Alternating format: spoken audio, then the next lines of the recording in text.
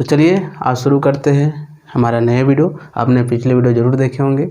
साथियों, यदि आप मेरे चैनल को पहले बार देख रहे हैं तो प्लीज़ सब्सक्राइब कर लीजिए। सब्सक्राइब कैसे करते हैं आपको स्क्रीन पर दिखाई दे रहा होगा। आप वहां पे जाके प्लेलिस्ट में जा करके मेरे सारे वीडियो आप देख सकते हैं और प्लीज़ सब्सक्राइब करने के बाद बेल आइकन ज़रूर दबा दीजिएगा। तो चलिए आज के इस वीडियो में हम देखते हैं एक समान विद्युत क्षेत्र में रखे वैद्युत द्विध्रुव पर बल युग्म।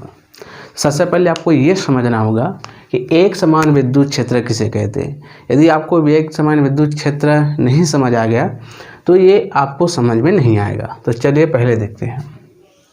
ये आपको दिख रहा है, ये वाला मैं आपको बना रहा हूँ इस प्रकार, ठीक है।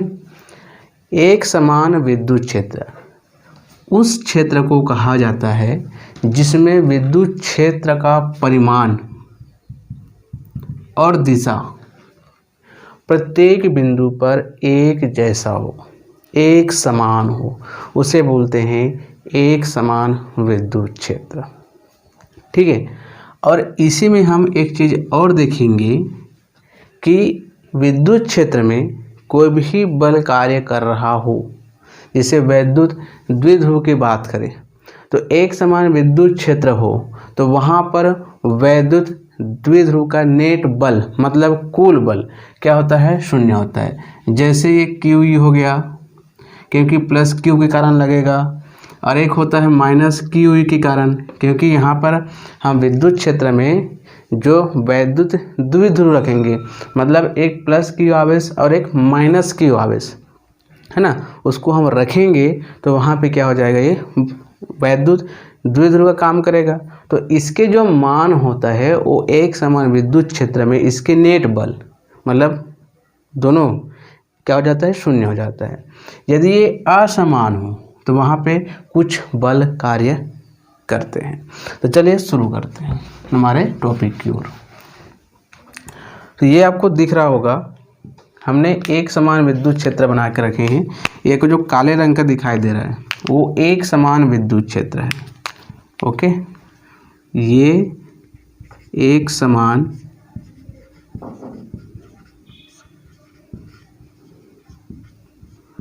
विद्युत क्षेत्र। यहाँ पर मैंने एक जो वैद्युत द्विध्रुव रखा है, यहाँ पर ये हो जाएगा आपका प्लस क्यू और यहाँ पे हो जाएगा माइनस क्यू। अब इस प्लस क्यू के का देखो, प्लस क्यू जो है कहाँ पे बल लगाएगा, विद्युत क्षेत्र की दिशा में लगाएगा। ये आपको दिख रहा होगा। इसको मैं सदिश लूँ तो कुछ इस प्रकार से ले लेंगे।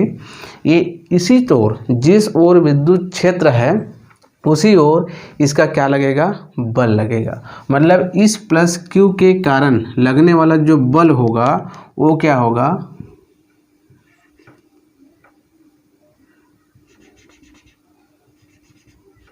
प्लस क्यू यू, या मैं लिख देता हूँ इसमें काले रंग में, प्लस क्यू ई। अब यहाँ पर देखिए माइनस क्यू के कारण यहाँ पे जो माइनस क्यू है, यहाँ पे जो बल लगने वाला है वो विद्युत क्षेत्र के विपरीत ओर लगेगा, क्योंकि यहाँ पे माइनस है तो इसके जो क्षेत्र लगेगा वो इधर लगेगा, है ना।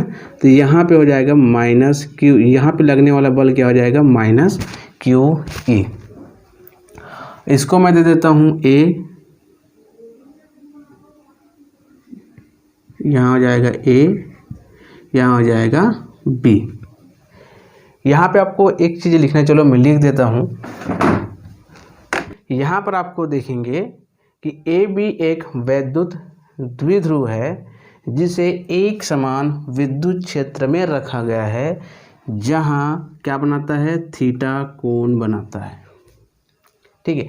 अब यहाँ पे जो काम करेगा वो कैसे करेगा, देखिए मान लीजिए ये इस प्रकार से रखा हुआ है तो यहाँ पे जो बल है ये इस प्रकार से काम करेगा। एक बल ऐसे काम करेगा और एक बल जो है इस प्रकार से काम करेगा। तो ये अपनी ओर बल लगाएगा और ये वाला जो है इधर बल लगाएगा। तो इसके चक्कर में क्या होता है, ये जो बल है एक दूसरे के विपरीत काम, परिमाण में समान होगा लेकिन जो काम करेगा वो क्या होगा, विपरीत होगा। तो ये एक दूसरे को क्या करते हैं, एक समान विद्युत क्षेत्र में लाने का प्रयास करते हैं। तो यहाँ पे आपको लिखना होगा प्लस क्यू के कारण लगने वाला बल क्या होगा, क्यू ई होगा। अब क्यू यू के कैसे होगा, आपको पता होगा एफ बराबर क्या होता है, हमने पढ़े थे, एफ बराबर होता है क्यू बटे ई बराबर होता है एफ बटा क्यू। मतलब विद्युत क्षेत्र किसे कहते हैं, एकांक धनावेश द्वारा जितने बल का अनुभव करता है विद्युत क्षेत्र कहते हैं। तो यहाँ से यदि हम यहाँ निकालें तो प्लस क्यू के कारण लगने वाला बल क्या हो जाएगा, क्यू ई हो जाएगा, और माइनस क्यू के कारण लगने वाला बल क्या हो जाएगा, माइनस क्यू ई होगा। चूँकि अब ये दोनों जो है क्या करेगा, विद्युत क्षेत्र के समांतर लाने का प्रयास करेगा। तो इस स्थिति में एक बल युग्म कार्य करता है। अब आगे देखिए, ये दोनों बल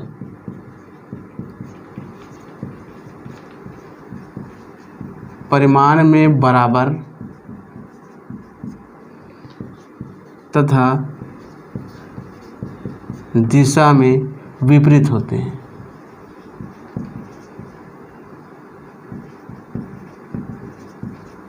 परिमाण में बराबर का मतलब क्या होगा, ये जो प्लस क्यू ई है ये भी बल लगा रहा है और माइनस क्यू ई है ये भी बल लगा रहा है। तो दोनों परिमाण में बराबर हो रहा है, लेकिन दिशा, एक दिशा एक इधर है, एक की दिशा एक इधर है, तो दिशा में विपरीत होते हैं। इसलिए इनकी क्रिया रेखा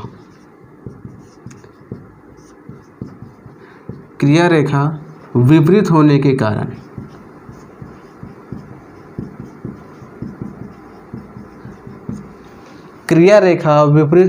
के कारण बल युग्म का निर्माण होता है।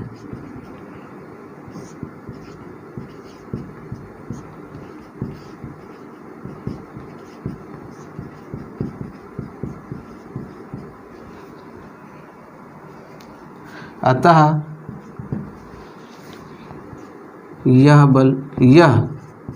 अब देखो, अब ये जो ये वाला है और ये वाला है, इसकी जो क्रिया रेखा किसे बोलते हैं, ये इसके द्वारा कार्य किया जा रहा है, ये है ना, इसको बोलते हैं क्रिया रेखा। ये हो जाएगा इसका क्रिया रेखा, और इसकी क्रिया रेखा इस प्रकार से रहेगा, ये क्रिया रेखा होगा। तो क्रिया रेखा विपरीत होने के कारण बल युग्म का निर्माण, बल युग्म मतलब एक युग्म का निर्माण हो रहा है, इस प्रकार से घुमाने का प्रयास किया जा रहा है। तो यह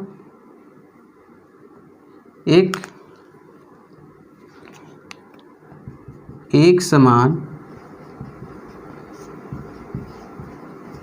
विद्युत क्षेत्र में लाने का प्रयास करता है, जिसे प्रत्यानयन बल कहते हैं। ठीक, अब यह है एक समान विद्युत क्षेत्र में लाने का प्रयास करते हैं, जिसे क्या बोला जाता है, प्रत्यानयन बल कहा जाता है। अब प्रत्यानयन बल का हम क्या करेंगे, व्यंजक स्थापित करेंगे। तो प्रत्यानयन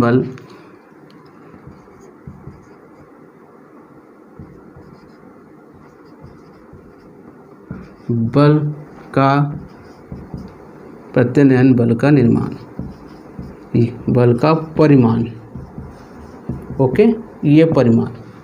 तो ये होता क्या है, एक बल जो इसमें जो कार्य कर रहा है उसका एक बल होता है, एक बल गुना क्रिया रेखा के लंबवत दूरी या बोल सकते हो इसी को बोलते हैं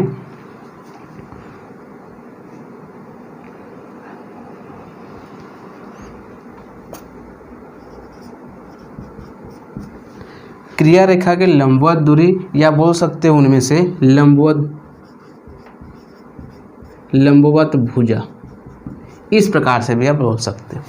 तो यहाँ पर देखिए ये हो गया आपका क्रिया रेखा, ये आपको दिख रहा है ये वाला क्रिया रेखा के लंबवत दूरी। तो इसकी लंबवत दूरी क्या हो जाएगी आपकी, ये वाला क्या हो जाएगा, इसका लंबवत दूरी होगा ये यहाँ से यहाँ तक। यदि मैं इसको C मानूँ, C, तो ये हो जाएगा आपका यहाँ पे एक 90 अंश का कोण बनाएगा, ये हो जाएगा 90 अंश का कोण।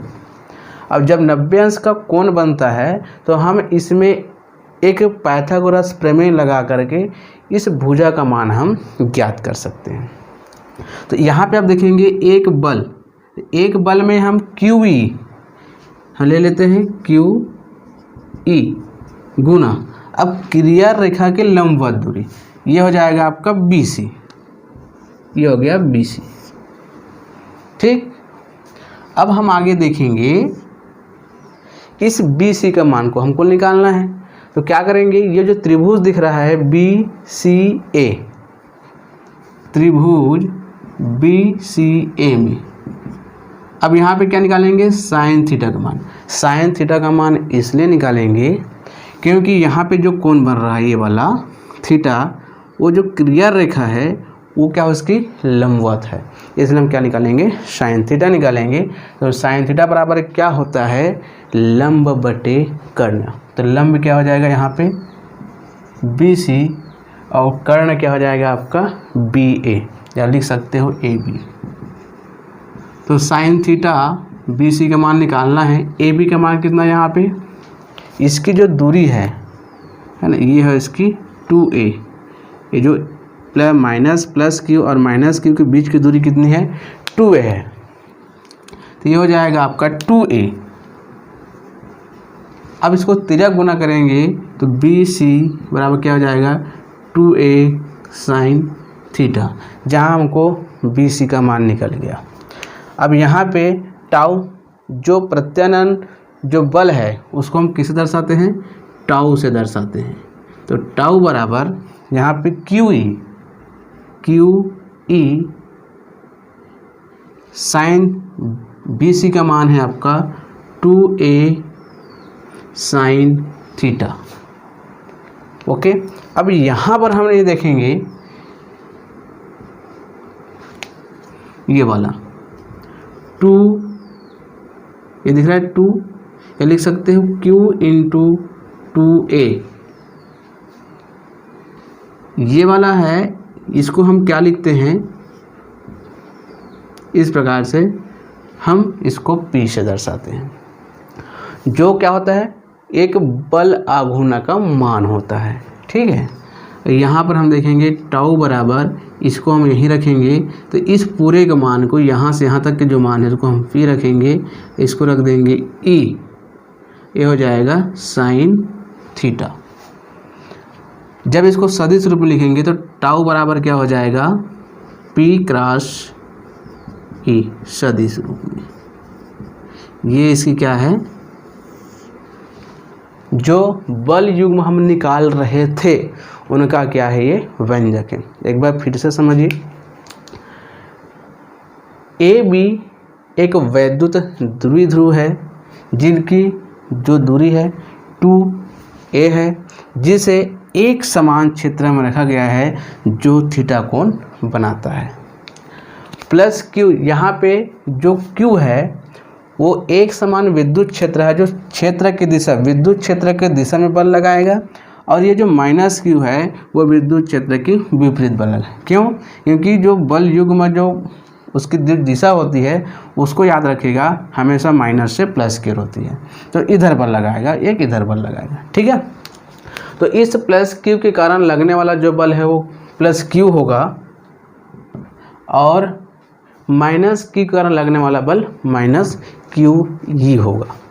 अब ये दोनों बल परिमाण में बराबर होंगे, है ना, लेकिन दिशा विपरीत होंगे। दिशा विपरीत हो रहा है, इसलिए ये क्या होता है, एक बल युग्म का निर्माण करता है। क्योंकि साथ ही साथ इसकी क्रिया जो रेखा है, ये इसकी क्रिया रेखा है, क्रिया रेखा भी क्या है, विपरीत है। इसके कारण एक बल युग्म का निर्माण करता है और साथ ही साथ यह जो है बल युग्म का निर्माण करने के साथ साथ ये जो बल विद्युत द्विध्रुव है उसे विद्युत क्षेत्र के एक समान विद्युत क्षेत्र के समांतर लाने का प्रयास करता है, जिसे प्रत्यानयन बल कहते हैं। तो प्रत्यानयन बल का परिमाण जब निकालेंगे, इसके फार्मूला होता है एक बल गुना क्रिया रेखा के लंबवत दूरी या लंबवत भुजा। ठीक है, अब ये है एक बल लिख दिए की हुई, और यहाँ पे क्रिया रेखा, ये क्रिया रेखा है, उसकी लंबवत दूरी क्या होगी, ये वाला भुजा हो गया, तो हमने बी से लिखा। और त्रिभुज बी सी एक समकोण त्रिभुज का निर्माण करता है, वहाँ हम सी साइन थीटा का मान निकालेंगे तो बी सी बटा ए बी हो जाएगा। यहाँ ए बी का मान यहाँ पे 2a है, उसका मान रखेंगे तो यहाँ पे निकल जाएगा। और Q2a एक विद्युत बल आघूर्ण है, इसका मान रखेंगे तो इसका व्यंजक निकल जाएगा और सदिश रूप लिखने पर हमको ये हो जाएगा। अब हम आगे देखते हैं, इसको मिटा रहा हूँ। चलिए अब हम देखते हैं कुछ कंडीशंस, केस 1, केस 2, केस 3। तो सबसे पहले देखते हैं थीटा बराबर 0 अंश, मतलब ये हो गया विद्युत क्षेत्र, और विद्युत क्षेत्र में हम द्विध्रुव को कुछ इस प्रकार से रखे हैं, ऐसा। तो यहाँ पे जो प्लस क्यू है और ये माइनस क्यू है, इस प्रकार से, सॉरी माइनस क्यू और ये प्लस क्यू, कुछ इस प्रकार से रखे हैं। और इसकी दिशा क्या है, विद्युत क्षेत्र की दिशा में है। तो यहाँ पे थीटा बराबर 0 अंश बन रहा है, थीटा बराबर कितने 0 अंश, तो उसमें मान रख के देखिए इसका मान कितना निकलता है, PE साइन 0 अंश। तो साइन 0 अंश का मान कितना होता है, 0, मतलब यहाँ पे क्या रहेगा, ये संतुलन में रहेगा। ठीक, अब हम देखते हैं केस 2। यहाँ पे थीटा बराबर मैं रख देता हूँ 180 अंश। तो विद्युत क्षेत्र यहाँ भी आपको इस प्रकार से रखते हैं, और जो द्विध्रुव है वो कुछ इस प्रकार से है, मतलब विद्युत क्षेत्र की दिशा और जो द्विध्रुव है उसकी दिशा अलग है, एक दूसरे के विपरीत है। मतलब यहाँ पे थीटा बराबर कितने अंश बनेगा, 180 अंश। अब मान रख के देखिए यहाँ पे टाउ बराबर PE साइन 180 अंश, तो यहाँ भी आपको कितना निकलेगा, 0 अंश ही, मतलब 0 ही निकलेगा। मतलब यहाँ पे क्या रहेगा, असमान रहेगा, या बोल सकते हो असंतुलन में आप बोल सकते हो, विपरीत है। केस 3 में आप देख सकते हो थीटा बराबर 90 अंश। तो यहाँ पे विद्युत क्षेत्र का मान यदि हम यहाँ रखें इस प्रकार से, और द्विध्रुव को हम रखते हैं कुछ इस प्रकार से, जहाँ पे थीटा बराबर कितना अंश बनता है, 90 अंश। तो यहाँ पर आप टाउ बराबर P इंटू E साइन जो है इसका जो मान है वो 90 अंश रखिए, तो टाउ बराबर कितनी, साइन 90 अंश का मान कितना होता है, 1 होता है। तो यहाँ पे इसका मान कितना निकल जाएगा, कुछ इस प्रकार। यहाँ पे बल आघूर्ण जो होगा, यहाँ पे बल आघूर्ण संतुलन में रहेगा, यहाँ असंतुलन में रहेगा। यहाँ पे बल आघूर्ण जो होगा क्या हो जाएंगे, अधिकतम हो जाएंगे।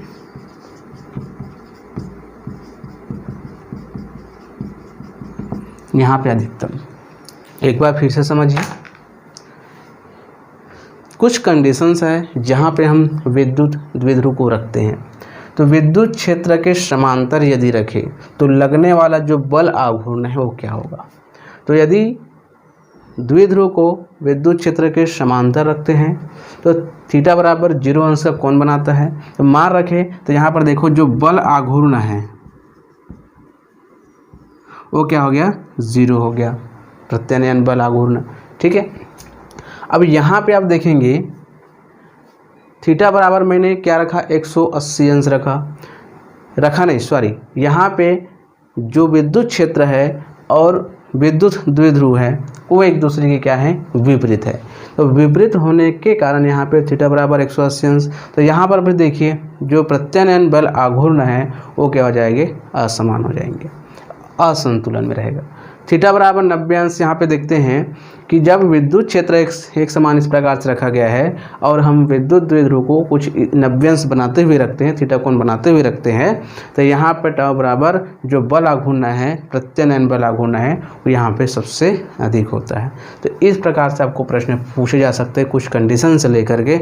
तो दोस्तों ये वीडियो आपको कैसा लगा? यदि अच्छा लगा तो लाइक करें, कमेंट करें एवं शेयर अवश्य करें। Thank you.